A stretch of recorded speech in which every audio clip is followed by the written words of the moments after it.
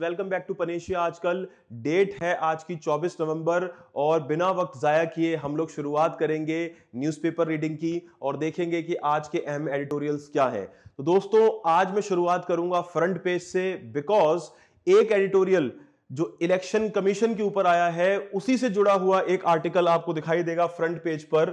तो सबसे पहले आज शुरुआत ही हम फ्रंट पेज से करेंगे, जहां पर मुद्दा उठाया गया है सुप्रीम कोर्ट के द्वारा, सुप्रीम कोर्ट के जज के द्वारा, और कहा गया है कि इलेक्शन कमीशन ऑफ इंडिया एक इंडिपेंडेंट बॉडी के तौर पर काम उसे करना चाहिए, सरकार के दबाव में बिल्कुल भी इलेक्शन कमिश्नर्स को नहीं आना चाहिए। तो यहां पर दोस्तों आप देख सकते हैं कि जस्टिस के.एम. जोसेफ, इनका कहना है कि जो इलेक्शन कमिश्नर्स होते हैं वो सिर्फ सरकार के लिए यस मैन नहीं होने चाहिए। मतलब ऐसा नहीं होना चाहिए कि सरकार ने जो ऑर्डर दिया और इलेक्शन कमिश्नर उस ऑर्डर को बिना सोचे समझे बस मान रहे हैं। इनका कहना है कि जरूरत पड़ने पर इलेक्शन कमिश्नर को अपनी डिस्क्रिशनरी पावर का इस्तेमाल करना चाहिए। मतलब जो उसे डिस्क्रिशन दिया गया है उस पावर का उसे इस्तेमाल करना चाहिए। डिस्क्रिशनरी पावर होता है कि मैं अपने विवेकानुसार, अपने बुद्धि के हिसाब से काम करूंगा, जो मुझे पावर दी गई है उस दायरे में रहकर। तो यहां पर जरूरत पड़ने पर, इनका कहना है कि जरूरत पड़ने पर तो प्राइम मिनिस्टर से भी इलेक्शन कमिश्नर सवाल जवाब करने से ना चूके। इलेक्शन कमिश्नर ऐसा व्यक्ति होना चाहिए जो ये ना देखे कि सामने खड़ा व्यक्ति प्राइम मिनिस्टर है या कोई आम आदमी, उसे अपनी ड्यूटी पूरी करनी चाहिए। तो एक्चुअली मुद्दा क्या है, देखिए मुद्दा यह है कि हाल ही में जो सरकार ने यहां पर अरुण गोयल, जो रिटायर्ड आईएएस ऑफिसर है, अरुण गोयल को इलेक्शन कमिश्नर अपॉइंट कर दिया।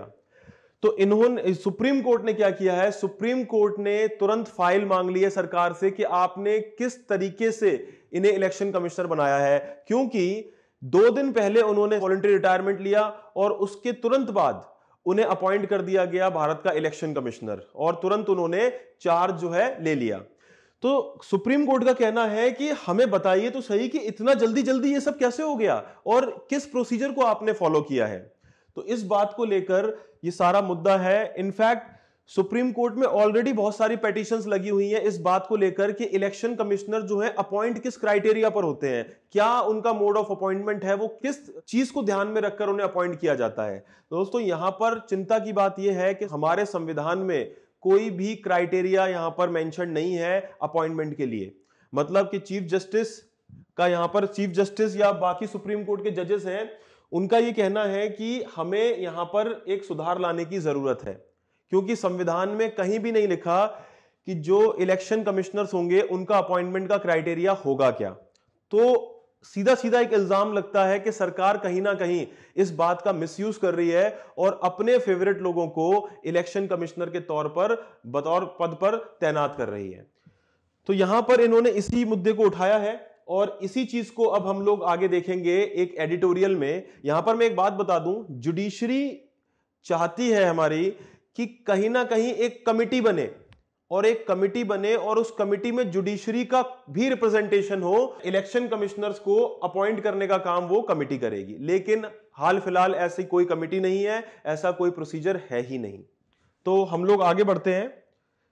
जी हां, तो अब हम लोग बात करते हैं एक इसी से जुड़े हुए एडिटोरियल की। यही मुद्दा है और मुद्दा क्या है दोस्तों, आपको नजर आएगा कि बात हो रही है सिक्योरिटी ऑफ टेन्योर की। इलेक्शन कमिश्नर्स के लिए सिक्योरिटी ऑफ टेन्योर की यहां पर बात हो रही है। देखिए ऐसा है कि ऑलरेडी जो कॉन्स्टिट्यूशन बेंच के सामने पेटिशंस लगी हुई हैं, किस बात को लेकर लगी हुई हैं कि जो इलेक्शन कमीशन की इंडिपेंडेंस को लेकर, कि क्या वाकई में इलेक्शन कमिश्नर जो हैं वो इंडिपेंडेंटली काम कर रहे हैं, कहीं ऐसा तो नहीं वो सरकार के दबाव में आकर काम कर रहे हैं। तो यहां पर एक बहुत अहम मुद्दे की बात मैं करूंगा कि हमारे संविधान में आर्टिकल 324, आर्टिकल 324 क्लॉज 2 में साफ साफ लिखा हुआ है, अगर आप देखें साफ साफ इसमें लिखा हुआ है कि पार्लियामेंट, वक्त रहते पार्लियामेंट एक कानून बनाए और उस कानून के मुताबिक एक कमिटी बनेगी और वो कमिटी में जो मेंबर्स होंगे वो अपॉइंट करेंगे जो कमिश्नर्स हैं, इलेक्शन कमिश्नर्स हैं या चीफ इलेक्शन कमिश्नर है। हालांकि आज तक ऐसी कोई कमिटी नहीं बनाई गई है और सरकार के रवैये से ऐसा लगता है कि वो ऐसी कमिटी बनाना ही नहीं चाहते, यहां पर खास बात यह है कि जुडिशरी चाहती है कि ऐसी कमिटी में हमारा भी रोल हो, ताकि जो चीफ इलेक्शन कमिश्नर और इलेक्शन कमिश्नर्स हैं उन्हें हम भी देखें कि उनका अपॉइंटमेंट कैसे हो रहा है। देखिए दोस्तों, इलेक्शन कमीशन जो है भारत का, उसके कंधों पर एक बहुत बड़ी जिम्मेदारी है और वो है फ्री एंड फेयर इलेक्शन कराने की। अब अगर इलेक्शन कमिश्नर्स ही इंडिपेंडेंटली काम नहीं कर पाएंगे तो कहीं ना कहीं वो सरकार के दबाव में रहेंगे और कहीं ना कहीं सरकार को उस चीज का फायदा पहुंचाया जाएगा। जो पॉलिटिकल पावर सरकार के पास होगी, मतलब जो पार्टी सत्ता में होगी, उस पार्टी को कहीं ना कहीं चुनाव में फायदा मिलेगा। मैं एक एग्जांपल देकर आपको इस चीज को समझाता हूं। देखिए दोस्तों, होता क्या है, इलेक्शन कमिश्नर की जो रिटायरमेंट एज है वो है 65 साल, 65 ईयर्स। और देखा जा रहा है, खासतौर पर 2014 के बाद ये देखा जा रहा है कि जो लोग रिटायरमेंट एज पर होते हैं उन्हीं को अपॉइंट कर दिया जाता है चीफ इलेक्शन कमिश्नर या इलेक्शन कमिश्नर। जैसे किसी की एज है लगभग मैं कहता हूं 64 साल और 8 महीने, तो उसे सीधा बना दिया क्या, इलेक्शन कमिश्नर बना दिया। अब इस छोटे से टेन्योर में वो कहां इंडिपेंडेंटली काम कर पाएगा। तो कहीं ना कहीं सरकार अपने, ऐसा इल्जाम लग रहा है कि सरकार अपने फेवरेट लोगों को इस पद पर बैठा रही है, और क्योंकि कोई क्राइटेरिया नहीं है, कोई क्वालिफिकेशन मेंशन नहीं है, इसलिए बस प्रेसिडेंट को रिकमेंड करके वो किसी भी पर्सन को यहां पर इलेक्शन कमिश्नर बना देते हैं। किसी भी पर्सन से मेरा मतलब ये नहीं कोई भी आम आदमी। ऑफ कोर्स आपने देखा होगा ज्यादातर जो आईएएस ऑफिसर्स होते हैं रिटायर हो जाते हैं, उनको इस पद पर बैठाया जाता है। लेकिन यह भी सच है कि कई ऐसे ऑफिसर सरकार के फेवरेट होते हैं। तो कुल मिलाकर अगर आप इस तरह की प्रणाली से आगे बढ़ेंगे तो देश में जो डेमोक्रेटिक सिस्टम है उसको बहुत बड़ा झटका लगेगा, बहुत बड़ा नुकसान पहुंचेगा। एग्जाम्पल के तौर पर यह एक इल्जाम लग रहा है इलेक्शन कमीशन पर कि जहां एक और दिल्ली में एमसीडी का चुनाव है, उसी टाइम पर गुजरात में असेंबली इलेक्शन उन्होंने अनाउंस किया। अब देखिए प्रॉब्लम क्या होती है। प्रॉब्लम यह है कि जो रीजनल पार्टीज होती हैं, तो रीजनल पार्टीज एक ही वक्त पर, उनके पास इतने रिसोर्सेज नहीं होते कि एक ही वक्त पर वो दिल्ली में एमसीडी का चुनाव भी लड़े और उसी टाइम पर गुजरात में भी अपने लिमिटेड रिसोर्सेज के साथ वो गुजरात में भी असेंबली इलेक्शन लड़े। जबकि जो नेशनल पार्टी होती हैं, जो सत्ता में बैठी हैं केंद्र में, उनके पास इतने रिसोर्सेज हैं कि वो दोनों जगह का चुनाव एक साथ मैनेज कर सकते हैं।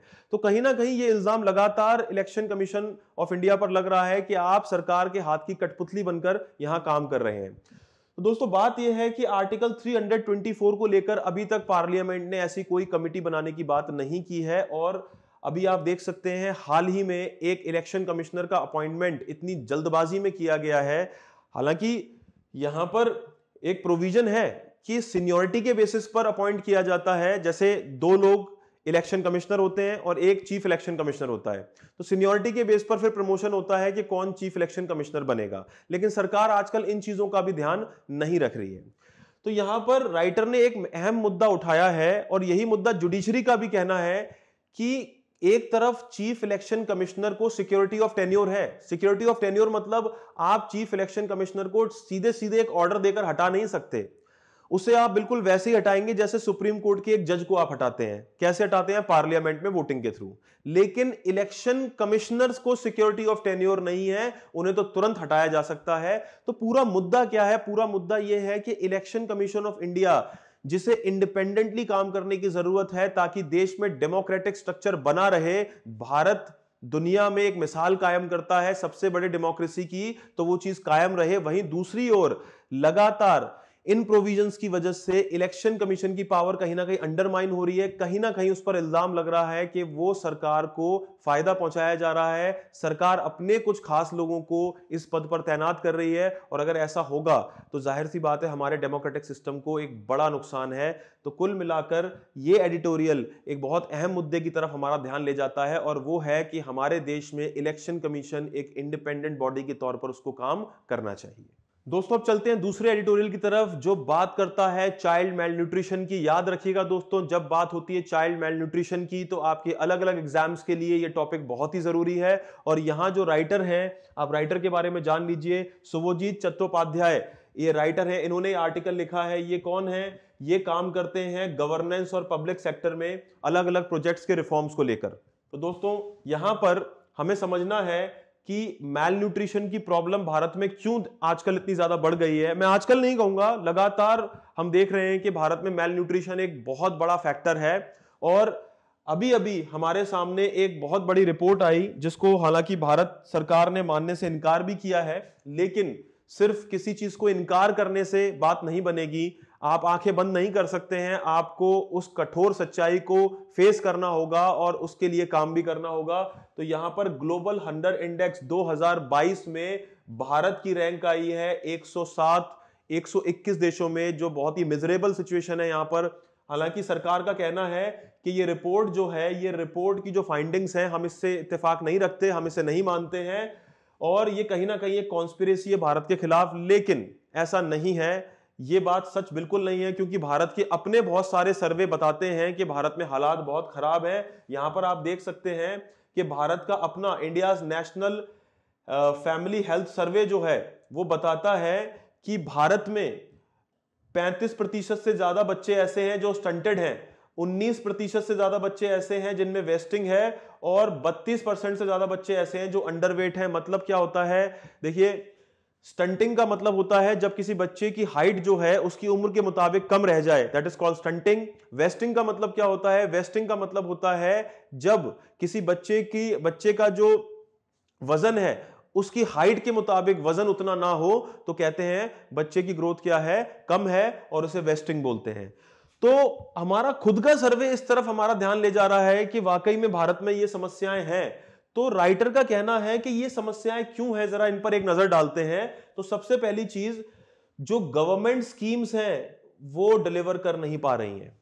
तो यहां पर राइटर का क्या कहना है, यहां पर राइटर का कहना है कि कहीं ना कहीं प्रॉब्लम कैसे आ रही है कि जो गवर्नमेंट की अलग अलग स्कीम्स हैं, उन स्कीम्स को लेकर प्रॉब्लम है, या तो उनकी फंडिंग को लेकर प्रॉब्लम है, और या फिर उनके इंप्लीमेंटेशन में ही कहीं ना कहीं प्रॉब्लम है। तो आप देख सकते हैं कि यहां पर राइटर ने एक एग्जाम्पल दिया है, पीएम पोषण 2.0 anganwadi and prime minister overarching scheme for holistic nutrition, जिसे पोषण 2.0 स्कीम भी कहा गया है। साथ ही साथ इंटीग्रेटेड चाइल्ड डेवलपमेंट स्कीम का यहां पर हवाला दिया गया है। इसमें कहा गया है कि जो बजट है इन स्कीम का, पिछले साल की मुताबिक, हालांकि जो बजट पिछले साल था, इस साल तो उससे ज्यादा होना चाहिए था, लेकिन बजट में कहीं ना कहीं कमी है। हाँ, बजट थोड़ा सा बढ़ाया गया है, लेकिन वो बहुत मामूली बजट यहां पर बढ़ाया गया है। और कई मामलों में तो, ये पीएम पोषण की बात करें तो कई मामलों में तो कई जगह देखा गया है कि कई सालों में तो बजट जो है पिछली बार से कम देखा गया है।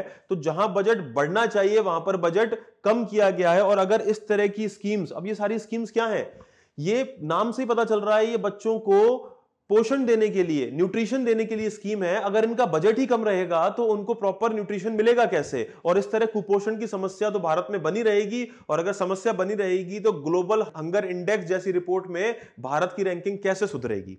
साथ ही साथ यहां पर यह भी कहना है कि सिर्फ ऐसा नहीं है कि स्कीम अंडर फंडेड है या उस स्कीम की फंडिंग कम है, उनके इंप्लीमेंटेशन में भी कहीं ना कहीं बहुत बड़ी समस्या देखने को यहां पर मिलती है।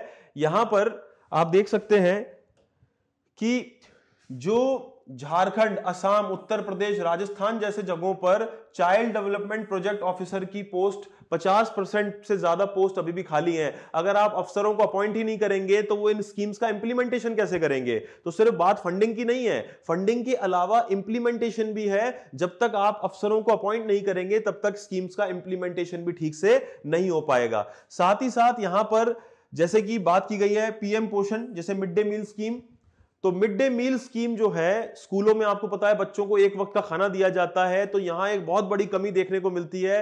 देखिए, खाने की क्वालिटी कैसी है, उसमें कितना न्यूट्रिशन मिल रहा है, ये बहुत जरूरी चीज है। लेकिन इसके लिए होने वाले जो ऑडिट हैं, जो ऑडिट इसके लिए होने वाले हैं, वो रेगुलर बेसिस पर ऑडिट्स नहीं होते हैं, जो कि बहुत जरूरी है। जब तक आप ऑडिट करके ये पता ही नहीं करेंगे कि न्यूट्रिशनल वैल्यू खाने की कैसी है मिड डे मील स्कीम में, तब तक आप कैसे इस बात पर भरोसा कर सकते हैं कि हमारे यहां मेल न्यूट्रिशन की प्रॉब्लम सॉल्व हुई है?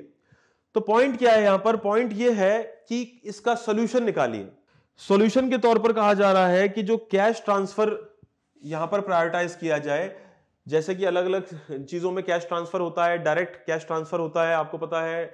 जैसे आप देखते हैं एलपीजी जो हमारे यहाँ सिलेंडर आता है घर पर, तो उसकी सब्सिडी अकाउंट में आती है। कुछ इस तरह का किया जाए प्रोविजन की, लोगों को पैसे दिए जाएं ताकि वो अपने न्यूट्रिशन का ध्यान रख पाएं। लेकिन अकेला कैश ट्रांसफर सॉल्यूशन नहीं हो सकता है।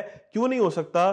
ठीक है, राइटर का कहना है कि एक तरफ अगर हम देखें तो कैश ट्रांसफर से आप एक हाउस होल्ड की अपॉर्चुनिटीज बढ़ जाती हैं कि वो कैश ट्रांसफर होता है तो वो अपने हिसाब से चीजें खरीद सकते हैं। लेकिन कैश ट्रांसफर में एक समस्या क्या है? समस्या है कि यहां पर जो इन्फ्लेशन होगा, यहां पर इन्फ्लेशन की बात की गई है, तो इन्फ्लेशन में ये देखिए इन्फ्लेशन की बात की गई है, inflation depletes the value of cash. जब इन्फ्लेशन होता है तो कैश की वैल्यू कम हो जाती है। साथ ही साथ एक और समस्या है यहां पर कि सोशल फैक्टर भी है, सन प्रेफरेंस। अब भाई आपने घरों में कैश भिजवा दिया, ठीक है कि अपने न्यूट्रिशन का ध्यान रखिएगा, लेकिन वहां पर हमारे समाज में बेटों को ज्यादा प्रायोरिटी दी जाती है, तो इस बात की कोई गारंटी नहीं है कि कैश ट्रांसफर होगा तो उससे बच्चियों को जो मैल न्यूट्रिशन से बचाया जाएगा। हो सकता है कि जो कैश ट्रांसफर हो उसका बेनिफिट सिर्फ बेटों को मिले, तो यह भी एक बड़ी समस्या है। तो कुल मिलाकर देखा जाए तो अकेला कैश ट्रांसफर कुछ नहीं कर सकता। तो राइटर का यहां पर कहना है कि सबसे पहले तो हमें कुछ बातों पर ध्यान देना होगा। सॉल्यूशंस क्या है? सबसे पहला सॉल्यूशन है कि आपको फंडिंग बढ़ानी होगी, आपको स्कीम्स में पैसा ज्यादा देना होगा। दूसरी बात, उनका इंप्लीमेंटेशन आप ध्यान दीजिए, आप जहां पर ऑफिसर्स की पोस्ट खाली है, कर्मचारियों की पोस्ट खाली है, उन्हें तुरंत भरें ताकि वो एक्टिवली वहां पर काम कर सके। तीसरी चीज, सिर्फ कैश ट्रांसफर से काम नहीं बनेगा, आपको यह भी देखना होगा, इंश्योर करना होगा कि गर्ल चाइल्ड की हेल्थ जो है, बच्चियों की हेल्थ को भी आपने टारगेट करना है। आपने ज्यादा से ज्यादा फीमेल्स को अवेयर करना है, जागरूक करना है कि बच्चियों की हेल्थ की तरफ खास ध्यान दिया जा सके, और आपको इस तरह से इंसेंटिवाइज करना है, जागरूकता फैलानी है। आप कैश ट्रांसफर की जगह कुछ और मैकेनिज्म भी ला सकते हैं, जैसे कि आप you can distribute some sort of coupons. जैसे कूपन होते हैं, हम लोग इस्तेमाल करते हैं उन कूपन्स का और उनको बाद में रिडीम कर लेते हैं। तो कुछ पर्टिकुलर चीजों के लिए कूपन्स जारी किए जा सकते हैं जिनमें बात की जाए कि बस ये कूपन इन न्यूट्रिशनल चीजों के लिए ही आप रिडीम करा सकते हैं, और उसमें भी औरतों का योगदान ज्यादा हो या वो उसका बेनिफिशियरी औरतों को बनाया जाए। तब जाकर कहीं भारत में मेल न्यूट्रिशन की समस्या को हम एड्रेस कर पाएंगे, उससे हम कम कर पाएंगे। दोस्तों, उम्मीद करता हूं कि आज के एडिटोरियल आपको अच्छे लगे होंगे, आपको समझ आए होंगे, आपके लिए बहुत फायदेमंद साबित होंगे। बहुत जल्द हम फिर मिलेंगे और नए एडिटोरियल की बातें करेंगे। तब तक आप हमारे चैनल को लाइक कीजिए, सब्सक्राइब कीजिए। Thank you so much. Panacea tutor लाया है एक एजुकेशन प्लेटफॉर्म जहां पर अलग अलग कोर्सेस जैसे कि IAS, PCS, UGC net, SSC और बैंकिंग एग्जाम्स के लिए ऑनलाइन और ऑफलाइन क्लासेस की सुविधा उपलब्ध है। Comprehensive coverage of all the subjects through quality video lectures है। एप्टीट्यूड का topic that is blood relation, uncles only daughter. He took the throne, तो जो थ्रोन पे एम्परर बैठते थे वो अपने साथ ले गए। Kohinoor diamond, the world famous Kohinoor diamond, वो भी मुगल ट्रेजरी से ले गए। फिर आया इकोनॉमिक प्रैग्मेटिज्म, यानी कि चाहे हमारे आपसे झगड़ा भी है तो भी हम आपसे व्यापार कर रहे हैं। जैसे चाइना है, हमारा झगड़ा होते हुए भी हम उससे व्यापार कर रहे हैं। पीडीएफ नोट्स और उनसे जुड़े हुए रेलेवेंट एमसीक्यूज, साथ ही साथ comprehensive mock tests. So join Panasia Tutor for your successful and bright future.